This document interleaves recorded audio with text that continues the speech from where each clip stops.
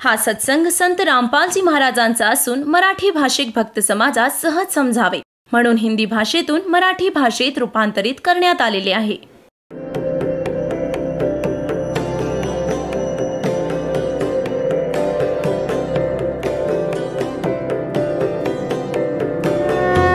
और ज्ञान सब ज्ञान डी कबीर ज्ञान सो ज्ञान और जैसे घोड़ा तोब कायम करता चले मैदान. जगद्गुरु तत्वदर्शी संत रामपालजी महाराजांचे अमृत वचन सर्व पवित्र धर्मांच्या व पवित्र शास्त्रांच्या आधारावर. हे पहा 43 पानावर.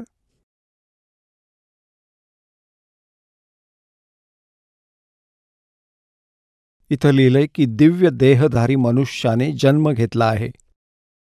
तो सर्वांच्या मनात प्रसन्नता आणील, जगभरातील दुःखे दूर करेल. अन्यायी आणि अत्याचारी लोकांनाही तो ठीक करेल. रात्रीच्या प्रथम प्रहरात मी जेव्हा गाढ निद्रेत असतो तेव्हा मी स्वप्नात एका दिव्य पुरुषाला पाहतो, दिव्य व्यक्तीला. कुठल्याशा जलाशयाच्या किनारी बसलेल्या या योग्याच्या मस्तकावर दोन्ही भुवया जिथे मिळतात तिथे अर्ध चंद्राचं दर्शन होतं. त्याचे केस पांढरे आहेत. शुभ्र वेशभूषा आहे, म्हणजे साधारण सुंदर. वर्ण गोरा आहे, गोरा रंग आहे. आणि पायात चामडे विरहित पाहन म्हणजे पादुका आहेत. बिन चामड्याच्या पादुका ग्रहण केल्या आहेत. आता आपण पूर्ण अनुयायांना सांगितले की चामड्याची पादत्राणं वापरायची नाहीत. मी तर स्वतः वापरत नाही.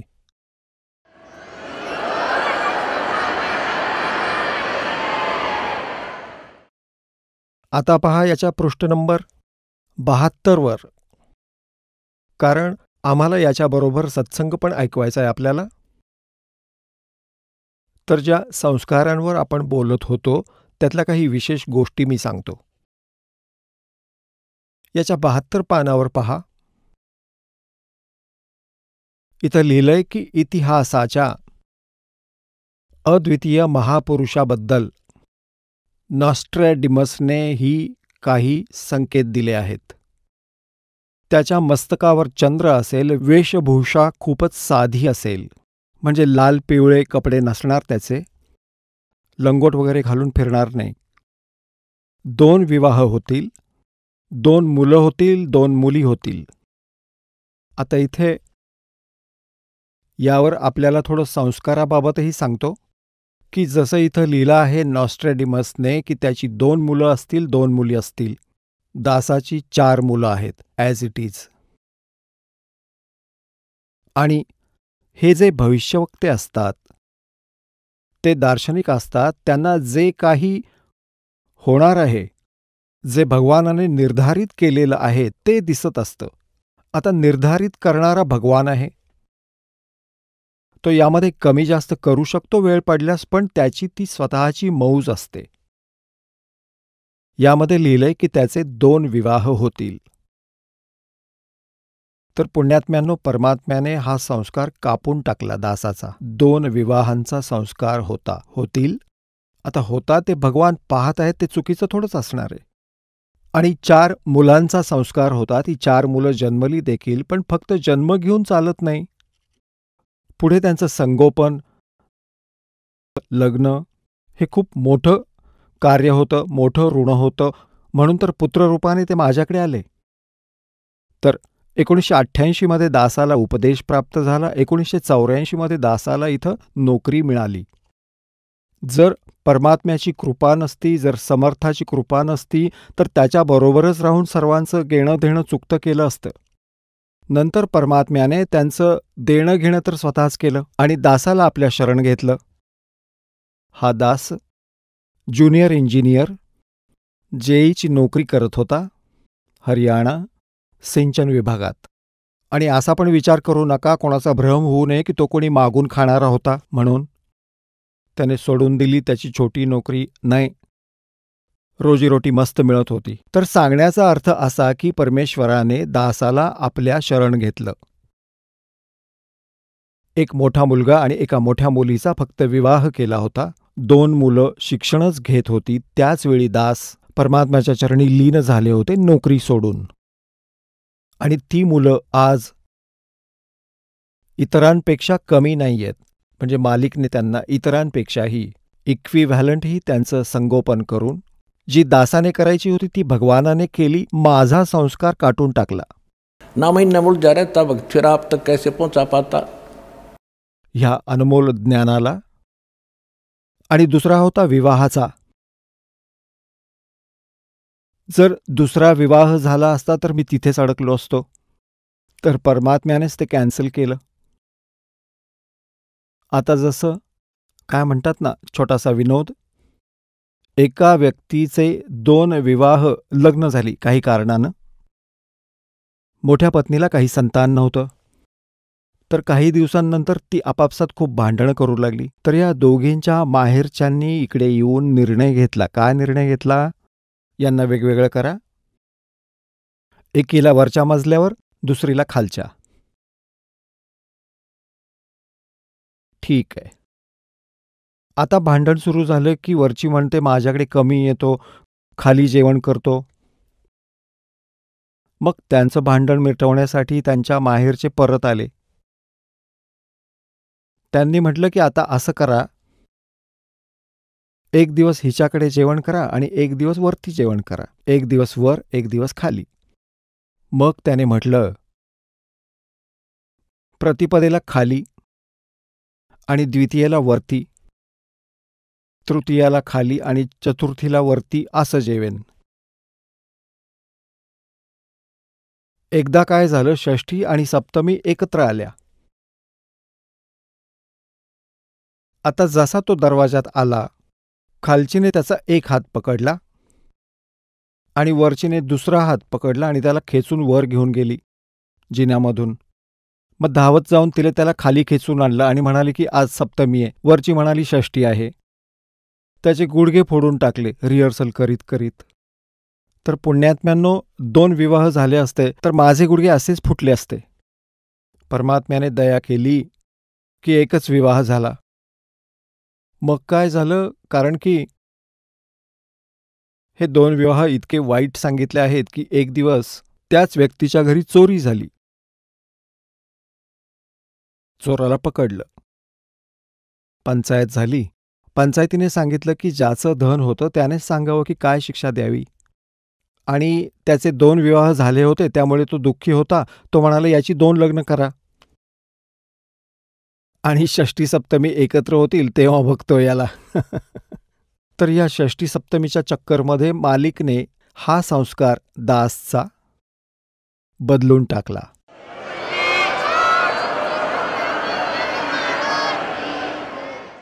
मासा घटे न तिल बधे, विद ना लिखे जो लेख, सच्चा सतगुरु मेट कर ऊपर मार मेख. आत्तापर्यंत आपल्याला अनेक भविष्यवाण्यांची ओळख करून दिली आहे. त्याचबरोबर अजूनही पुष्कळ भविष्यवक्त्यांच्या भविष्यवाण्या आहेत ज्या दासाला बरोबर लागू पडतात. त्यातील एक आहे की ती सायरन स्लाईनच्या मातोश्री 3 भगिनी असतील, 3 बहिणी असतील. तर दासच्या माता 3 बहिणी होत्या. आता आपल्याला दाखवतो की एका वेबसाईटवरून भक्तांनी शोधलंय, कारण की आता सगळे भक्त हेच पाहण्यात गुंतले आहेत की ही भविष्यवाणी आता कोणावर खरी होते आहे. एका वेबसाईटवरून हे घेतलं आहे, आपल्याला दाखवतो. पहा, हे आहे सर्चिंग सायरन स्लाइन. वेबसाईटवरनं घेतलंय. नॉस्ट्रॅडिमस, ज्याची वेगळी ओळख करून देण्याची आवश्यकता नाही. त्याने बऱ्याच भूत, वर्तमान आणि भविष्य काळातील घटनांचं वर्णन केलेलं आहे. त्या भविष्यवाणीमध्ये एक नाव वारंवार येतं, ते म्हणजे सायरन स्लाइन. आत्तापर्यंत सायरन स्लाइन असण्याचे अनेक दावे झाले आहेत. पण त्यातले खरे कुणीच ठरले नाही. आता यात पुढे काय लिहिलं आहे? हे आहे सेंचुरी नंबर 10, क्वेश्चन नंबर 75, 75 मध्ये काय लिहिलंय? Long awaited, he will never return. In Europe, he will appear in Asia. One of the league issued from the great Hermes, and he will grow over all kings of east. आता यात काय होतंय की ही तर आहे मूळ भाषा नॉस्ट्रॅडिमसची, आणि याचा अनुवाद करणाऱ्याने आपल्या हिशेबाने तो केला आहे, प्रयत्न केला आहे की हिंदुस्थानामध्ये यात पुढं लिहिलं आहे की ज्या देशाचं नाव एका समुद्राच्या वरून असेल, हिंदू महासागर, त्या देशाचं ते नाव असेल म्हणजे हिंदुस्थान. आणि मग असं सांगितलं की तो त्या स्थानावर जन्म घेईल जिथे 5 नद्या वाहतात, 5 रिव्हर्स. सन 1555 मध्ये नॉस्ट्रॅडिमसजींनी ही भविष्यवाणी केली आहे. आणि त्यानंतरची सांगितली आहे की 2006 मध्ये एक हिंदू नेता अचानक प्रकाशात येईल. त्यावेळी त्याचं वय 50 ते 60 वर्षांदरम्यान असेल. ह्या दासाचा जन्म 8 सप्टेंबर 1951 ला झाला. ठीक 2006 साली हा दास 55 वर्षांचा होता. त्यानंतर अजूनही कितीतरी भविष्यवाणी त्यांनी केल्या की तो एक अशा ज्ञानाचा शोध लावेल जे अद्वितीय असेल. हे पहा, world victorious Saint, the prophecy of नॉस्ट्रॅडिमस about Sant Rampalji. It was return that the first. हे इथे असं सांगितलं आहे की याआधी याच्या खूपशा भविष्यवाण्या सिद्ध झाल्या आहेत. इंदिरा गांधींबद्दलची ही सिद्ध झाली आहे. यामध्ये आधी लिहिलं आहे 5व्या शतकाच्या शेवटी व 6व्या शतकाच्या सुरुवातीला, म्हणजे 2005 नंतर 2006 मध्ये नॉस्ट्रॅडिमसने म्हटलं आहे की आजपासून म्हणजे सन 1555 AD 450 वर्षांनंतर म्हणजे 2006 ह्या वर्षात हिंदू संत सायरेन प्रकट होईल आणि सर्व जगात त्याची चर्चा होईल. त्या सुमारास हिंदू गुरु संत सायरेन 50 ते 60 वर्ष वयाचा असेल. अजून तो सांगतो,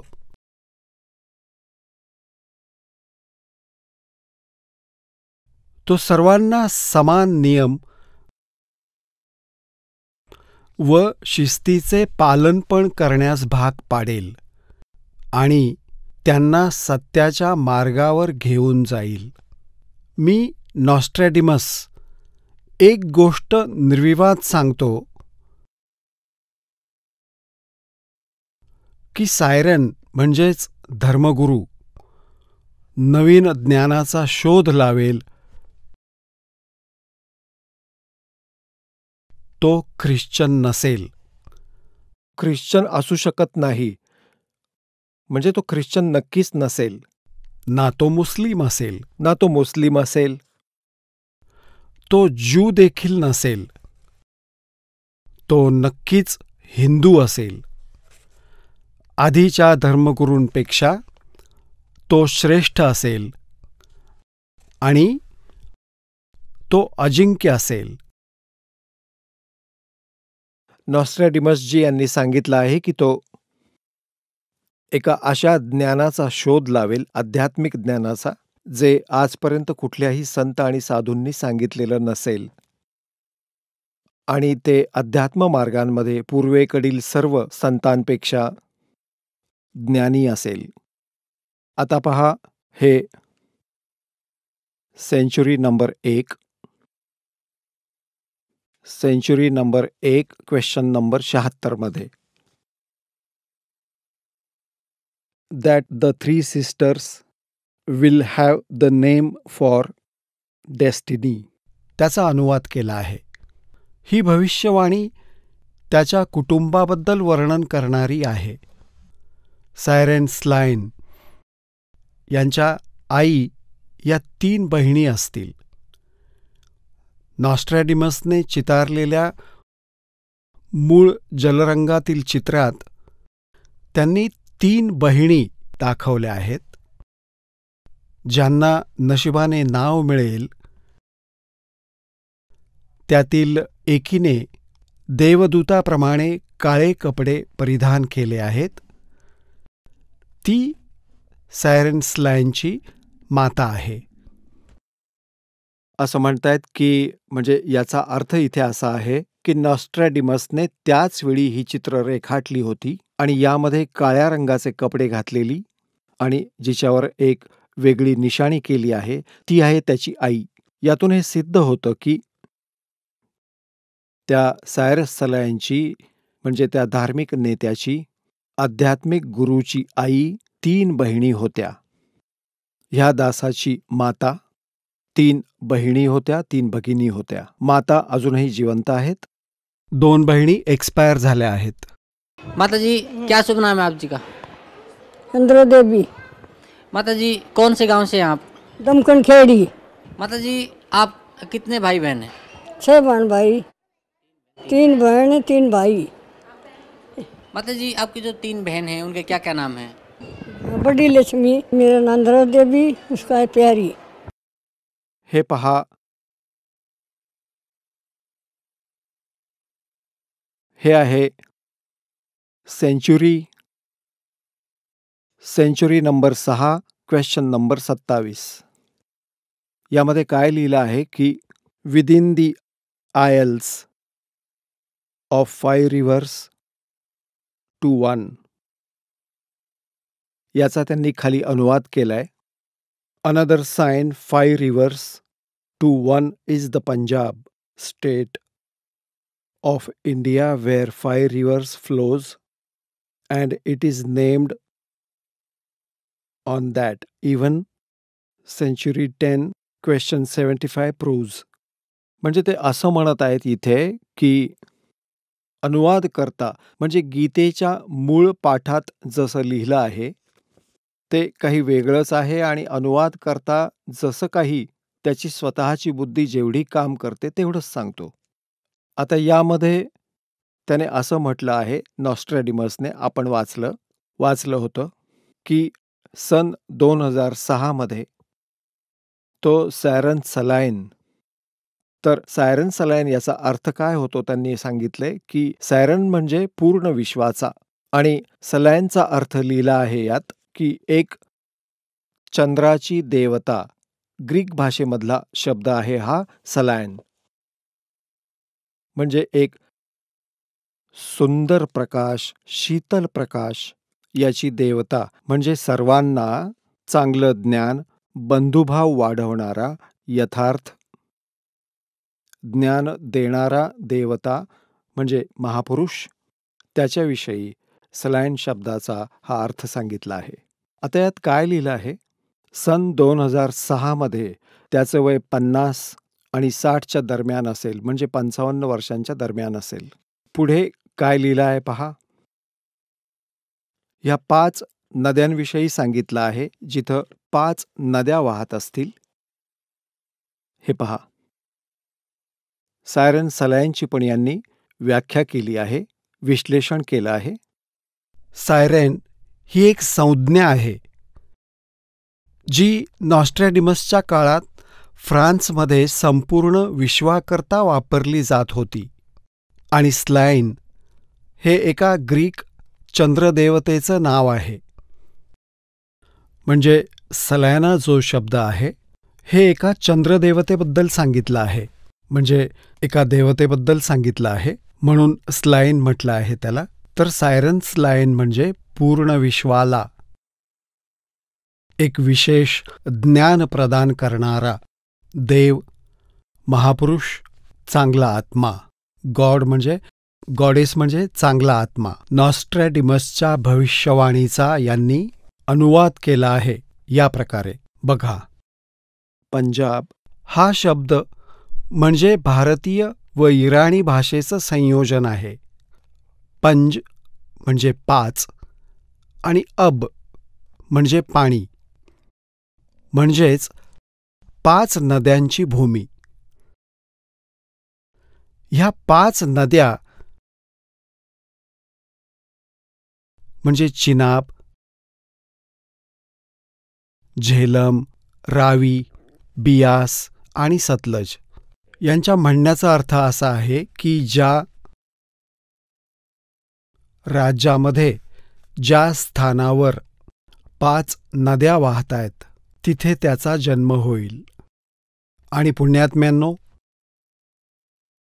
भाई बालेवाली जन्मसाखीमध्ये आपण वाचलं होतं की एक दिवस नानक देवसाहेबांच्या बरोबर बाला आणि मर्दाना भक्त प्रल्हादाच्या लोकात गेले. तिथं मर्दानाने विचारल्यावर भक्त प्रल्हादांनी सांगितलं की इथं माझ्या या लोकात फक्त 3 महापुरुष येऊ शकतात.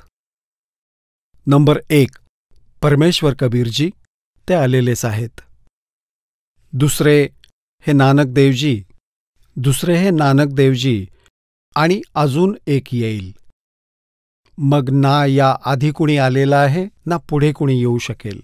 आणि जो माझ्या या लोकामध्ये अजून येईल तर तो याच महापुरुषांसारखा महान असेल, परमेश्वर कबीरजी यांच्यासारखा आणि श्री गुरु नानकदेव यांच्यासारखा. तर मर्दानाने विचारलं की कधी येईल तो आणि कुठल्या पृथ्वीवर येईल, कुठल्या धर्तीवर येईल. तेव्हा प्रल्हादाने सांगितलं की नानक साहेब इथून गेल्यावर शेकडो वर्षांनंतर येईल आणि पंजाबच्या पृथ्वीवर धर्तीवर जन्म घेईल. मग मर्दानाने विचारलं की कबीरजी जे विणकर होते, नानकजी खत्री आहेत, तो कोणत्या जातीचा असेल. तर प्रल्हादाने सांगितलं की तो जाट जातीचा असेल. एकदा पूर्ण वाचा. भाई बालावाली जन्मसाखी, तुम्हाला स्पष्ट होईल. नानक साहेबजी यांच्याबरोबर एकदा मर्दाना, एकदा प्रल्हादजींबरोबर गेले, जे इथून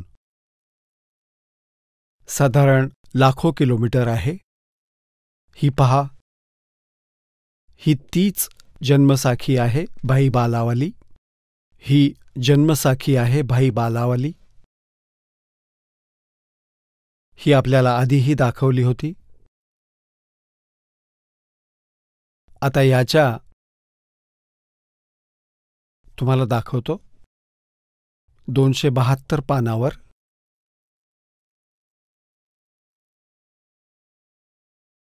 प्रल्हाद भक्त नाल गोष्टी, पृष्ठ 272 वर. प्रल्हाद भगत की हा. जेव्हा नानक साहेबजी आणि मर्दाना तिथं प्रल्हाद भक्तांच्या लोकात पोहोचले, ਤਾਂ ਪ੍ਰਹਲਾਦ ਭਗਤ ਕਿਹਾ, ਨਾਨਕ ਤਪਾਜੀ ਤੈਨੂੰ ਕਲਯੁਗ ਵਿੱਚ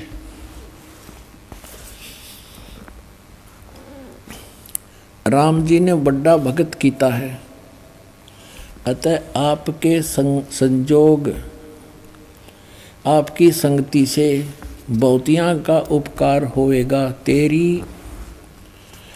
श्री राम ने वड्डी नदर खोली है, तेरा वड्डा प्रताप होएगा.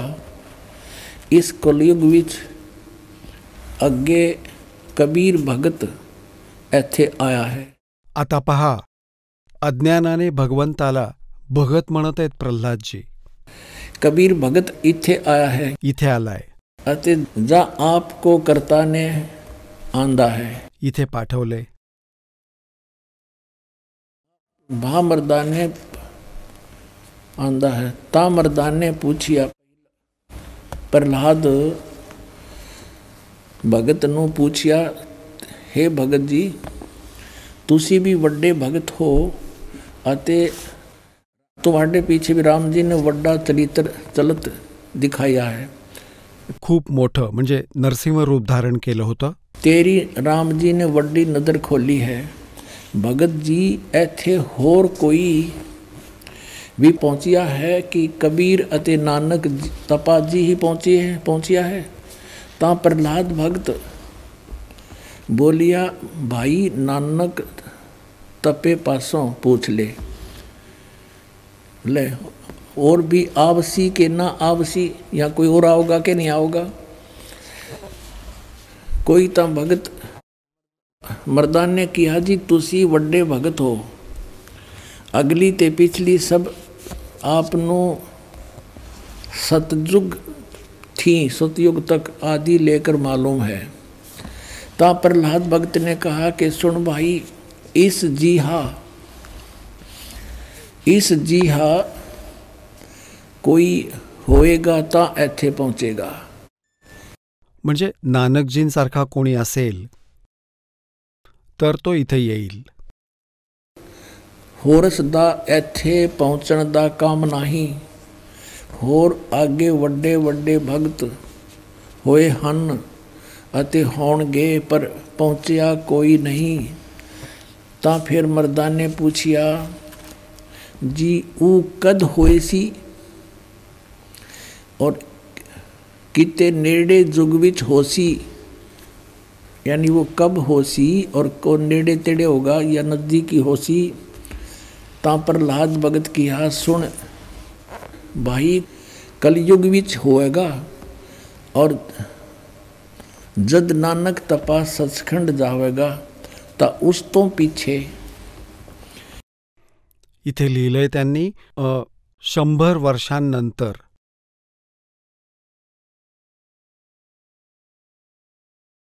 इथे 100 लिहायचं होतं, इथे एक मात्रा हवी होती, म्हणजे 100 वर्षे झालं असतं. ही 100 वर्ष लिहिली आहेत इथे यांनी. उसी 100 वरे होसी अते एन्हा तेहा ते बगैर होर कोई ना आवसी. म्हणजे या तिघांशिवाय इथं कुणीही येऊ शकत नाही. ता मर्दाने पूछिया, जी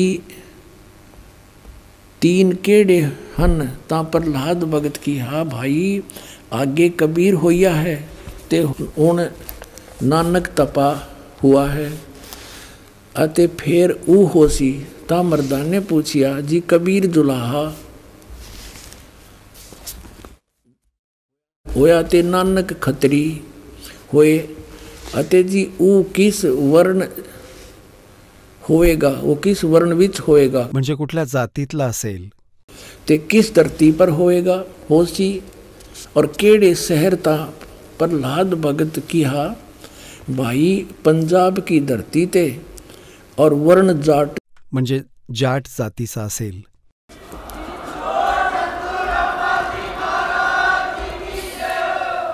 और शहर बटाले, यो बरवाले का बटाला लिख दिया ना, यो था बरवाला, बरवाले में उसी.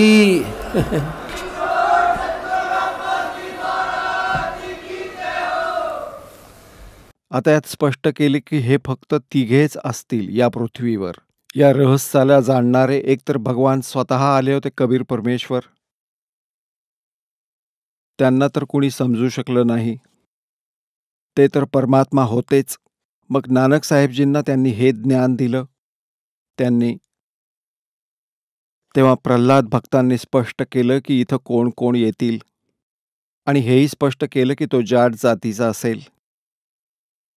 त्यांनी बटाला लिहिलं आहे की ते बरवाला आहे. त्यांचं जे प्रचार क्षेत्र बरवाला असेल ते बरवाला क्षेत्र तुमच्या समक्ष आहे. बाकी बटालामध्ये कुणीही जाट संत झालेला नाही जो नानक साहेबांच्या गूढ रहस्यांना समजू शकला आहे. हे सिद्ध आहे.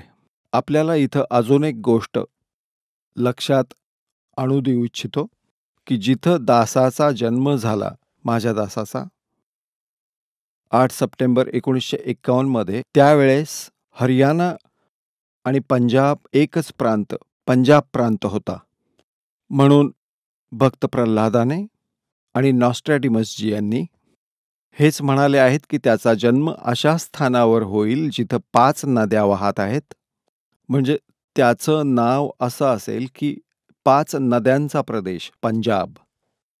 तर 1966 मध्ये पंजाबचं विभाजन झालं.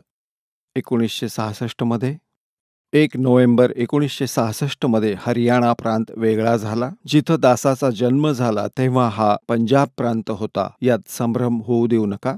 ही शंका उत्पन्न होऊ नये म्हणून हे स्पष्ट करणं अनिवार्य वाटलं. हे पुण्यात्म्यांनो, हा त्या पुण्यात्म्यांसाठी एक दृढ विश्वास निर्माण करेल जे ज्ञानदास तुम्हाला देऊ इच्छित आहे. कारण या जगामध्ये जेव्हाही परमात्मा आले आहेत किंवा त्यांनी आपला दास पाठवला आहे, त्यांनी स्वतःची माहिती स्वतःच दिली आहे. परमेश्वर कबीर म्हणत असायचे की हम ही अलख अल्लाह हैं, कुतुब गोस और पीर, गरीबदास खालिक दनी हमरा नाम कबीर. ए स्वामी सृष्टा में सृष्टि हमारा तीर, दास गरीब अधर बसू. कबीर साहेब म्हणतात मी वर राहतो, अवगत सत कबीर. तेव्हा स्वतःची माहिती स्वतःच द्यावी लागते. आणि पुण्यात्म्यांनो, तुम्हाला दृढ विश्वास होईल की जिथं मी आहे ते यथार्थ स्थान आहे. पूर्ण विश्व जागं होईल आणि ह्या मार्गाला लागेल आणि सर्वांचा उद्धार होईल. हे तुमच्या समक्ष ज्या महापुरुषांबद्दल सर्व महापुरुषांनी, भविष्यवक्त्यांनी सांगितलं आणि जय गुरुदेव पंथाचे प्रवर्तक तुलसीदासांनी तर डेट ऑफ बर्थ पण सांगितली आहे की तो महापुरुष 7 सप्टेंबर 1971ला 20 वर्षांचा झालेला असेल. आता पहा, वेळेच्या संदर्भात एक पुस्तक अजून आहे, तुम्हाला दाखवतो. हे पहा, ही फाटकी पुराणी मिळाली आहे आम्हाला, भक्तांनी आणली आहे कुठनं तरी. कुठल्या वेळी तो जन्म घेईल या संदर्भात लिहिलंय. युग निर्माण की सुनिश्चित संभावना. लेखक आहेत बलराम सिंग परिहार. प्रकाशक आहेत युगनिर्माण योजना, गायत्री तपोभूमी, मथुरा. याच्या पृष्ठ नंबर 43 वर पहा. पृष्ठ नंबर 43 वर. तर सन 2000 आणि त्यापूर्वीची 30 वर्ष दिव्य देहधारी पुरुषाने जन्म घेतला आहे. ते सर्वांच्या मनात प्रसन्नता भरतील, जगातील सर्व कष्ट दूर करतील, अन्यायी आणि अत्याचारी लोकांनाही ते ठीक करतील. ह्या सन 2000च्या आसपासच्या गोष्टी सांगितल्या आहेत. पुढे पहा. रात्रीच्या प्रथम प्रहरात जेव्हा मी गाढ निद्रेत असतो तर स्वप्नात मला एका दिव्य महापुरुषाचं दर्शन होतं. त्याचे केस पांढरे, त्याचे केस सफेद, वस्त्रे शुभ्र आणि साधारणतः सुंदर वर्ण गोरा आहे आणि पायात चामडे विरहित पादुका, म्हणजे त्याच्या पायात बिनचामड्याच्या चपला आहेत. त्याच्या आसपास संत सज्जनांची गर्दी दिसते. यात पुढेही सांगितलंय की त्यांच्यात मला जळणाऱ्या लहान मोठ्या ज्वाळा दिसतात. त्याला आपल्या हवन ज्योती यज्ञ जळत असतो त्या ज्वाळा दिसत होत्या. आता काळाच्या संदर्भात काही भ्रम निर्माण होऊ नये म्हणून हे पहा. महाभारतानंतर अजून एक महाभारत. स्वातंत्र्यानंतर 4 वर्षांनंतर, म्हणजे 1947 नंतर 4 वर्षांनी सन 1951 मध्ये एक शक्तिशाली धार्मिक संस्था प्रकाशात येईल आणि साऱ्या जगाचा उद्धार करेल. उद्धारक या संस्थेचा स्वामी संचालक असेल. तसं याचं ह्या अनुवादकर्त्याने, कारण भविष्यवक्त्यांनी जे मूळ पाठ जो असतो, मूळ वचन जे असतं ते न समजल्यामुळे इथे संस्था लिहिलंय. त्याचा भावार्थ असा बनतो की भारत 1947 साली स्वतंत्र झाला आणि 4 वर्षांनंतर 1951 मध्ये दासाचा जन्म झाला. हाच संकेत या दासाबद्दल आहे. ह्याच पुस्तकात हे पहा, याचं हेडिंग आहे संघर्ष, प्रलय, महासंघर्ष आणि मग नवयुग. नॉस्ट्रॅडिमसचा जन्म फ्रान्सच्या सेंट्रेमी नावाच्या स्थानात 13 डिसेंबर 1503 मध्ये झाला. आता यांनी इथं काय सांगितलंय, 20व्या शताब्दीचा सर्वाधिक उल्लेख करणाऱ्या या महान भविष्यद्रष्ट्याने लिहिलं आहे की 20व्या शतकाच्या उत्तरार्धात म्हणजे 1950 नंतर विज्ञानाचा विकास इतका जास्त होईल की अधिकतर जग हे नास्तिक होईल आणि सामाजिक आचार विचारांचा विसर पडत जाईल आणि चरित्र नावाची काही गोष्ट उरणार नाही. फॅशनचा अतिरेक होईल आणि घरात लोक नावालाच राहणारे असतील, बहुतेक लोक इथं तिथं रमणारे आणि गल्लीत खाणारे होतील. ह्या परिस्थितीत मी माझ्यासारखा एक विश्वविख्यात व्यक्ती कुठल्या महान धर्मनिष्ठ पूर्वेकडील देशात जन्म घेईल. ही व्यक्ती आपल्या छोट्या छोट्या भक्तांच्या सहयोगाने साऱ्या जगात खळबळ उडवून देईल. हा ऐतिहासिक महापुरुष अशा महासंघर्षाला जन्म देईल की घराघरात, नगरानगरात अंधाधुंद माजेल. ह्या उत्क्रांतीचा समय 20व्या शतकाच्या शेवटी आणि 21व्या शतकाच्या प्रारंभी होईल. यातून स्पष्ट झालं की सन 2000 20वं शतक संपलं आणि 21वं शतक चालू आहे आता 2013 मध्ये. ह्या वेळेबाबत नॉस्ट्रॅडिमसनी म्हटलं आहे आणि ना कुठल्या पूर्वेच्या महापुरुषांबाबत. तर यावरून स्पष्ट आहे, पुण्यात्म्यांनो, उशीर करू नका. ही वेळ पुन्हा पुन्हा येणार नाही आणि ही वेळ अशी वाया घालवण्याची नाहीये. मानुष जन्म दुर्लभ है, मिला न बारंबार, और तरवर से पत्ता टूट गिरे, बहुरने लागे डार. आता जसं काळानं सांगितलं होतं की 12 पंथ करूं मैं साजा और नाम तुम्हारा ले करूं आवाजा. 12 पंथ नाम जो ले ही सो हमरे मुखान समोई. ते 12 पंथ कोणते आहेत? और अनेक उनसे हटकर और अनेक पंथ चलाऊं, या विद जीवों को फरमाऊं, जाओ जुग जीत संसारा, जीव न माने कहा तुम्हारा. आता आपण पुढे बोधसागर, कबीर वाणी एक चॅप्टर आहे. हे पहा कबीर सागर, संपूर्ण 11 भाग. खेमराज श्रीकृष्णदास प्रकाशन, मुंबईहून प्रकाशित आहे.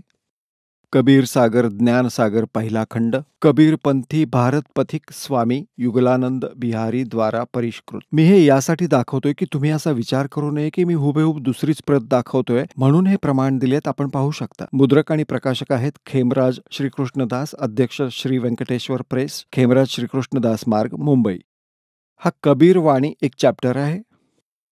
यात 12 पंथ चलो सो भेद यात लिहिलं आहे. 12 पंथ काल फुरमाना. कबीर साहेब म्हणतायत, अरे भूले जीव न जाव ठिकाणा, ताते आगम कह हम बाखा, वन समारा चुड़ामणि साखा. पर प्रथम जग में जागू भरमावे, बिना भेद वो ग्रंथ सुरावे. दूसर सुरत गोपाल होई, अक्सर जो जोग दृढ़ावे सोई. आता यात वेळेच्या आधारे चालवले गेलेले कबीर साहेबांच्या नावाने असणाऱ्या 12 पंथांची ओळख दिली आहे. इथं हे पद्य स्वरूपात आहेत. आता तुम्हाला दाखवतो गद्य स्वरूपात. हे पहा, हा आहे कबीर चरित्रबोध, ती होती कबीर वाणी. हा आहे कबीर चरित्रबोध या कबीर सागरच्या मध्ये. आणि हा बोध सागरात 1870 पानं. 1870 पानं. इथं काय लिहिलंय? कबीर साहेबांच्या पंथाचा वृत्तांत. हा गद्य भाग आहे. नंबर 1 आहे नारायणदासांचा मार्ग. आता यांनी इथं चूक केली आहे. लिहायचं होतं चूडामणीजींचा पंथ, कारण नारायणदासांनी तर कबीर साहेबांच्या ज्ञानाला स्वीकारलंच नव्हतं, तर तो कबीर पंथ कसा झाला? अंडरस्टूड आहे, जो कबीर पंथाशी जोडलेले आहेत त्या पुण्यात्म्यांना ही गोष्ट नीट समजेल. हे विशेष करून आणि तुमच्यासाठी पण. आता म्हणतायत प्रथम नारायणदासाने हे चुडामणी आहेत, आणि दुसरा यागोदास यांचा पंथ, आणि तिसरा गोपाल पंथ, चौथा मूलनिरंजन दासांचा, पाचवा टाकसारींचा, सहावा भगवानदासजींचा, सत्यनामी पंथ, कमाली पंथ, हा कमाली नाहीये कमालीचा पंथ, राम कबीर पंथ, प्रेमधामाची वाणी पंथ, 11वा जीवा पंथ आणि 12वा गरीबदास पंथ. हा 12वा गरीबदास पंथ पण लक्षात ठेवा. आणि पहिले नारायणदास नाही, चुडामणी आहे. पुढे मी दाखवेनच ते सगळं. बाकी ठीक आहे. आता आपण पुढे कबीरवाणीवर, कबीरवाणी चॅप्टरमध्ये आपण 136 पानावर वाचत आहोत. द्वादश पंथ चलो सो भेद. ये द्वादश पंथ काल फरमाना. या 12 पंथात काळाचाच हुकूम म्हणजे मंत्रजप होईल, त्याची चर्चा होईल. भूल्य जीवन जाव ठिकाणा, ताते आगम कै हम राखा, वंश हमारा चुडामणी साखा. आता इथे यांनी पुन्हा बदल केलाय. इथं म्हणायचं होतं की पहिला तर चुडामणी आणि दुसरा जागू. यांनी इथं पहिला जागू म्हटलंय, जेव्हा की तुम्ही इथं बघू शकता दुसरा जागू आहे. हे पहा कबीर चरित्रबोधामध्ये इथं आहे पहिले नारायणदास, दुसरे जागोदास आहेत. तिथं पहिले जागोदास केले यांनी. म्हणतात ना चोर चुरावे तुंबडी. आपण परत आलो आहोत कबीरवाणीवर. चोर चुरावे तुंबडी और वो गड्ढे पाणी में वो गड्ढे व ऊपर आवे ना, सच्चाई छानी ना. यांनी इथं गडबड केलेली आहे. नारायणदासांना कबीर पंथात जोडण्याचा विचार केला, त्यांनी स्वीकारलंच नव्हतं. चुडामणींपासून चाललेला हा पंथ धामाखेडापर्यंत पोहोचलाय. त्याला बाजूला करून अन्य निराळे पंथ अजून चालवले आहेत या नकली यांनी, काळाच्या दूतांनी. हे पहा, यात काही चांगले हंस आहेत, जसे गरीबदासांसारखे महापुरुष जे परमात्म्याने पाठवले होते ज्ञान इतरांना वाटण्यासाठी. हे पहा, द्वादश पंथ काल फरमाना, भूल्य जीव न जाओ ठिकाणा, ताते आगम कै हम राखा और वंश हमारा चुडामणी साखा. हे नाही, इथं लिहायला हवं होतं प्रथम चुडामणी, दुसरा जागूदास, मग तिसरा सुरत गोपाल असायला हवा होता, आणि चौथा मूलनिरंजन वाणी, आणि 5वा टकसार पंथ, 6वा जीवा पंथ, मग सत्यनामी पंथ. हे सारे तेच की राम कबीर पंथ, हे सगळे परमधाम की वाणी पंथ. आता इथून सुरू होतो 12वा.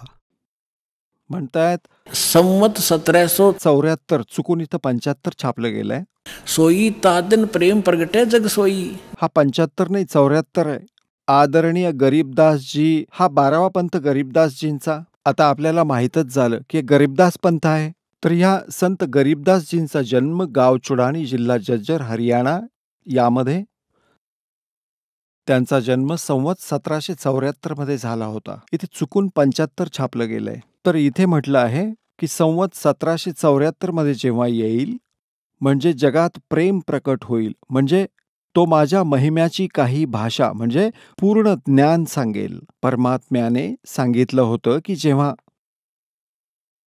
काळाचे दूत कबीर पंथात घुसतील तेव्हा माझ्या वाणीमध्ये पण गडबड करतील असते. कबीर पंथात सांगितलंय त्यांनी, कबीर सागरात नंतर बदल करून घेतलाय त्यांनी आपल्या मनाने. तर त्याच्या पुनरावृत्तीसाठी, त्याच्या पूर्ततेसाठी परमात्म्याने आपला लाडका आत्मा गरीबदासजी, जे 12व्या पंथाचे होते, त्यांच्या माध्यमातून यथार्थ ज्ञान सांगून ठेवलंय. सर्व तपशिलासहित एवढा मोठा ग्रंथ आहे तो, ज्याचा आपण अभ्यास करतोय. आता पहा, आता परमात्मा सांगतायत की संवत 1774, चुकून इथं 75 छापलं गेलंय. अर्थादीन प्रेम प्रगटे जग सोई. आता काय सांगत आहेत की आज्ञा रह प्रेम बोध लावे, कोल्ली चमार सबके घर खावे. म्हणजे ते भेदभाव कमी करतील. तर गरीबदासांचे शिष्य सर्व जाती धर्माचे लोक बनू लागले होते. पहा, मग काय म्हटलंय की 12व्या पंथवाले साख हमारी लिए जीव समझावे, असंख्य जन्म वो ठोड़ नहीं पावे. हाय हाय. मग म्हणाले आहेत बर में पंथ प्रगट हुआ बानी और शब्द हमारे की निर्णय ठानी. की 12वा पंथ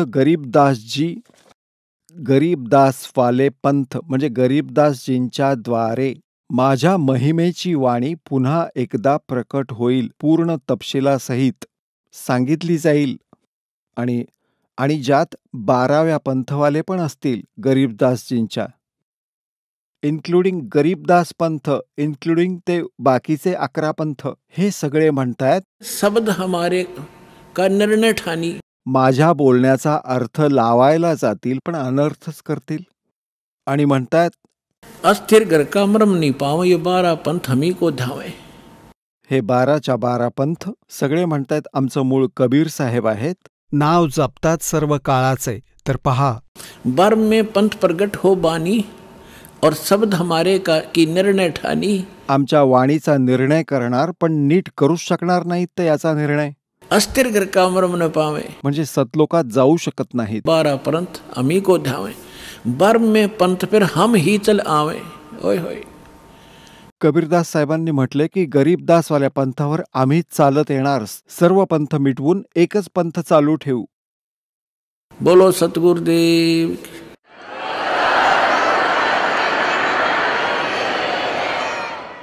पुण्यात्म्यांनो, आपल्या परमात्म्याने इथं दास पाठवला आहे, आपली सगळी जशीच्या तशी पॉवर देऊन। आता पहा, तुम्ही पाहत आहात कशी सच्च्या ज्ञानाची रोशनी पसरली आहे, सर्व विश्वात पसरत आहे, इंटरनेटच्या माध्यमातून, टीव्हीच्या माध्यमातून, तसंच भक्तांच्या माध्यमातून, पुस्तकांच्या माध्यमातून, CD DVD माध्यमातून तहेलका माजवलाय दाताने आपल्या भक्तांसाठी, जेणेकरून शीघ्र ओळखतील मला आणि आपलं मूळ काम करतील ज्याला ते विसरले आहेत। आता पहा काय सांगतायत की बर्म में पंथ प्रगट हो बाणी, साख हमारी ले जीव समझावे, असंग जन्म ये ठोड़ नहीं पावे। बर्म में पंथ प्रगट हो बाणी, शब्द हमारे की निर्णय ठानी। अस्थिर घर का मर्म नहीं पावे, 12 पंथ हमी को धावे। बर्म में पंथ हम ही चलकर आवे। कबीर साहेब म्हणतात मी स्वतः येईन और सब पंथ मिटा के एक पंथ चलावे। मग म्हणतात प्रथम चरण कलयुग निर्याना, तब मग घर मांडो मैदाना। इथं परमात्म्याने कमाल केली आहे की पहिल्या चरणात कलियुगाचं ते होईल जे मगहरच्या आत्मी लीला केल्यानं होतं आणि तिथून सशरीर जाईल। तर मालकाने ती लीला प्रथम चरणात केली। आता मधली पिढी आता चालू आहे, जेव्हा 55 युग गेली। 1997 मध्ये 5505 कलियुग पूर्ण होतात। खूपदा सांगितलंय मी हे कॅल्क्युलेट करून।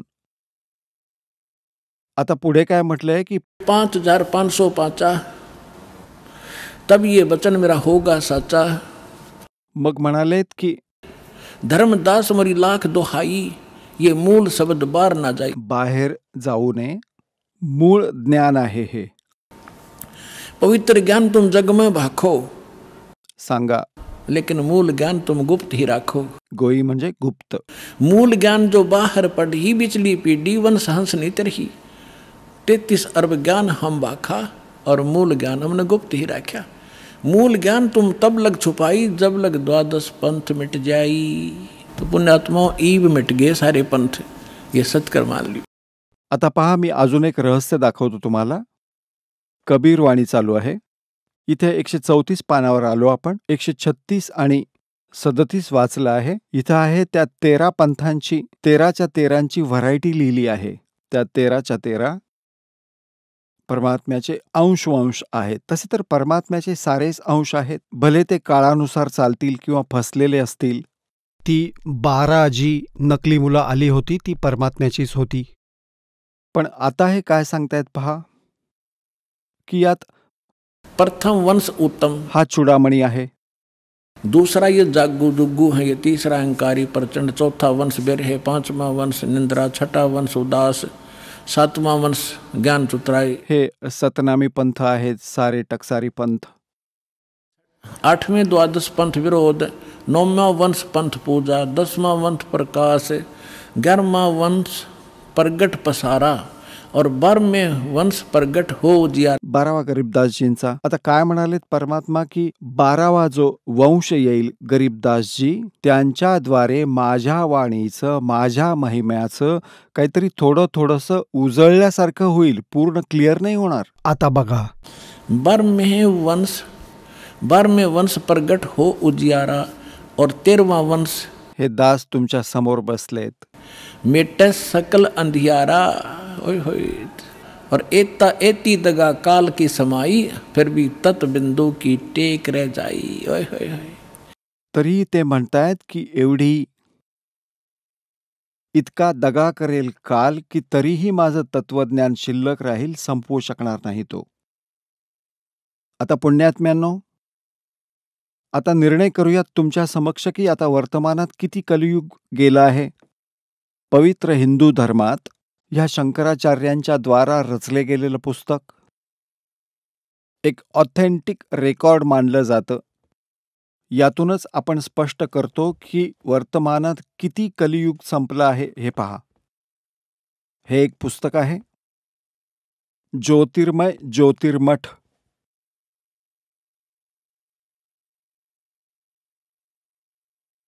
ह्या इथे काही विवेचन दिलं आहे. ज्योतिर्मय ज्योतिर्मठ संपादक पण हे पहा, स्वरूपानंद सरस्वतीजी महाराज. स्वरूपानंदजी ह्या इथं बसले आहेत. आत्ता वर्तमानात ते या गादीवर बसले आहेत. श्री स्वामी हे 2 मठांचे अधिकारी आहेत, ज्योतिष पीठाधीश्वर एवं द्वारका शारदा पीठाधीश्वर. ह्या दोन्हींचे ते इंचार्ज आहेत सरस्वतीजी. आता इथे काय लिहिलंय, हे आहेत संपादक लेखक एवं संकलनकर्ता विष्णुदत्त शर्मा, अध्यक्ष आध्यात्मिक उत्थान मंडल दिल्ली. प्रेरणास्त्रोत श्री सुबुद्धानंद ब्रह्मचारी जी, मुद्रक फाइन प्रिंट अँड पॅक्स. हे पहा, अखिल भारतीय आध्यात्मिक उत्थान मंडल, 1/3234 गल्ली नंबर 2, रामनगर विस्तार, मंडोली रोड, शहादरा, दिल्ली. आणि हे फोन आणि फॅक्स नंबर आहेत. यात पहा, याच्या 11व्या पानावर आद्य शंकराचार्यांचं संक्षिप्त जीवन.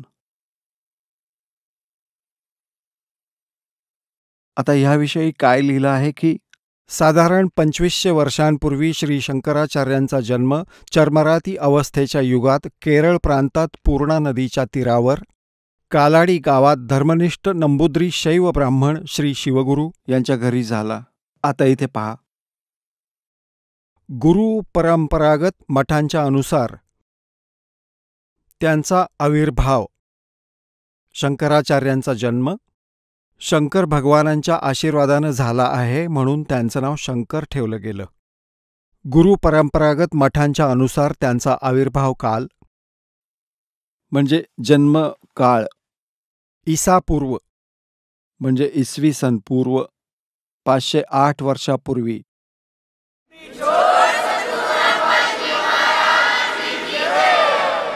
चला आता आपण त्या श्रद्धाळूंचे अनुभव जाणून घेऊयात ज्यांनी जगद्गुरु तत्वदर्शी संत रामपालजी महाराजांकडून नामदीक्षा प्राप्त केलेली आहे, तसेच त्यांच्याद्वारे सांगितलेल्या भक्ती मार्गावर चालत आहेत. नमस्कार सतसाहेब. आपलं नाव? सविता विजय रोकडे. आपण कुठून आलात? नाशिक, महाराष्ट्र. आपला व्यवसाय काय आहे? मी टेलरिंगचा व्यवसाय करते. संत रामपालजी महाराजांची गुरुदीक्षा आपण कधी घेतली? 2006 मध्ये, जून महिन्यामध्ये. संत रामपालजी महाराजांच्या शरणात येण्या अगोदर आपण कोणती भक्ती साधना करत होतात? संत रामपालजी महाराजांच्या शरणात येण्या अगोदर आम्ही पारंपरिक कर्मकांड भक्ती करत होतो. ब्रह्मा, विष्णू, महेश, देवी दुर्गा यांची भक्ती करत होतो. सप्तशृंगी देवीची भक्ती करत होतो. जसे दुर्गा देवीचे उपवास करणे, नवरात्र करणे, नवरात्रामध्ये घट बसवणे, 9 दिवस त्यांचे उपवास धरणे. कालिका देवी मंदिरात, तिथं नाशिकमध्ये कालिका देवी मंदिर आहे, तिथं जायचं, रोज दर्शनासाठी जायचं. पहाटे 4 वाजता जायचो आम्ही. सप्तशृंगी गडावर पण आम्ही अमावस्या पौर्णिमाला असं 15 दिवसातून, महिन्यातून आम्ही नेहमी जात असायचो. गणपती आले का 10 दिवस आम्ही गणपती बसवायचो. गणपती बसल्यानंतर 10व्या दिवशी ते गणपती 10 दिवस त्यांची पूजा करून गणपती बुडवायचे, अशी आम्ही पूजा करायचो. परत पितृपूजा करायचो. जसं तुम्ही सांगत आहात की आपण पूर्वीपासूनच भक्तिमार्गात होतात आणि महाराष्ट्रामध्ये जी काही प्रचलित भक्ती साधना आहे ती भक्तिविधी आपण करत होतात, तर मला असं विचारायचं आहे की संत रामपालजी महाराजांचा मार्ग आपल्याला कसा कळाला आणि आपण त्यांच्या शरणात कशा आलात? संत रामपालजी महाराजांचा मार्ग आम्हाला असा कळाला की माझे मोठे जाऊबाई जे आहे त्यांनी संत रामपालजी महाराजांची दीक्षा घेतली. त्यानंतर त्यांनी संत रामपालजी महाराजांचं ज्ञान आम्हाला समजावून सांगितलं का शास्त्रविरुद्ध भक्ती केल्याने कसे लाभ होतात आणि शास्त्रानुसार भक्ती केल्याने कसे लाभ होतात ही सगळी पूर्णपणे माहिती दिली.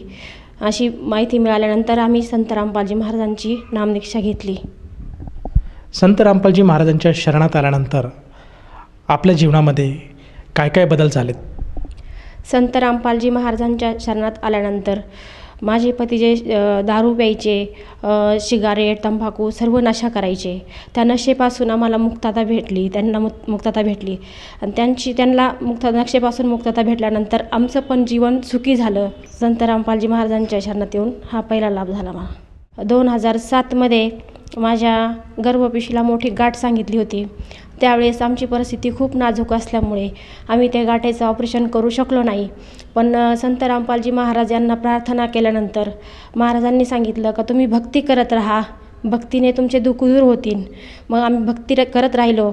त्यानंतर माझी ती गाठ 13 वर्षानंतर जेव्हा आमच्याकडं पैसे आले 13 वर्षानंतर ती गाठीचं माझं ऑपरेशन करण्यात आलं.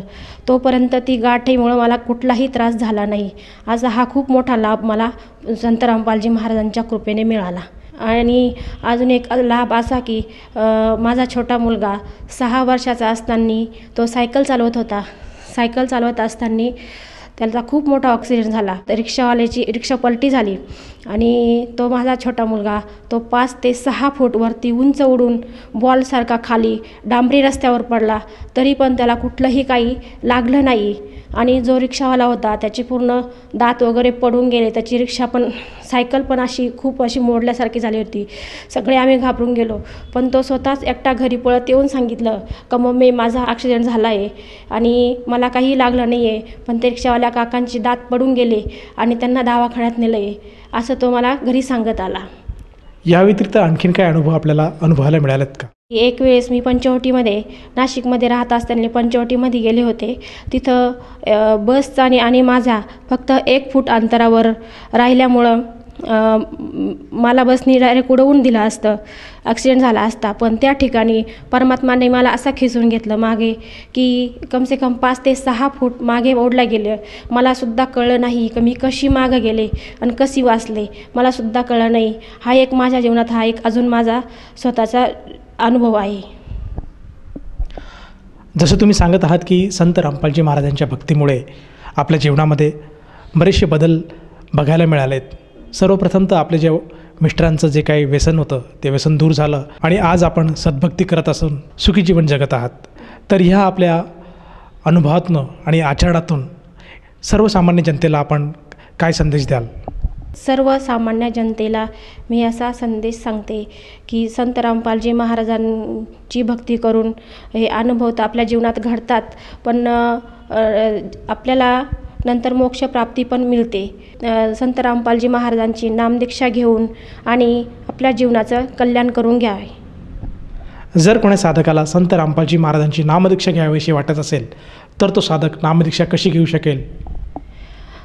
संत रामपालजी महाराजांची नामदीक्षा ज्यांना घ्यायची असेल त्यांना अनेक टी व्ही चॅनलवर संत रामपालजी महाराजांचा सत्संग चालू आहे आणि त्याच्याखाली फोन नंबर दिलेले असतात. त्या नंबरवर फोन करून संत रामपालजी महाराजांची नामदीक्षा घेता येतात.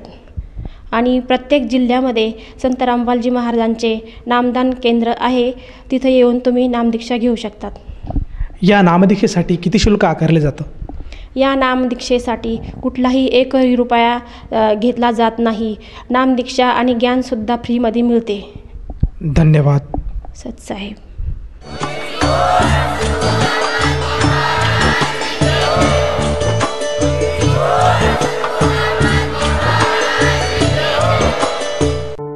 आपण ऐकत होता जगद्गुरु तत्वदर्शी संत रामपालजी महाराजांचे मंगल प्रवचन. निशुल्क नामदीक्षा प्राप्त करण्यासाठी आणि अधिक माहितीसाठी संपर्क करा 7030303951 7030303952. आमची वेबसाईट आहे www.jagadgururampalji.org. सर्व पवित्र धर्मांच्या पवित्र शास्त्रांवर आधारित प्रमाणित अनमोल पुस्तक ज्ञानगंगा किंवा जगण्याचा मार्ग यापैकी कोणतेही एक पुस्तक निशुल्क मागविण्यासाठी आम्हाला आपले पूर्ण नाव, पूर्ण पत्ता, पिनकोड सहित आणि फोन नंबर लिहून 7030303951 7030303952 या नंबरावर SMS करू शकता किंवा आम्हाला 7030303950 या नंबरावर WhatsApp देखील करू शकता.